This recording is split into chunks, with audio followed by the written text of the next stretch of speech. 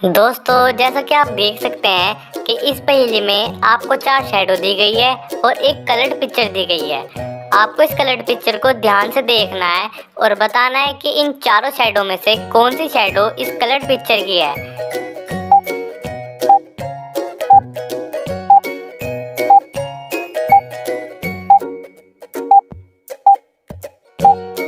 दोस्तों, अगर आपने ध्यान से देखा होगा तो आपको इसका आंसर पता चल ही गया होगा कि जो कलर्ड पिक्चर है, इस कलर्ड पिक्चर की जो शैडो है वो बी वाली शैडो है।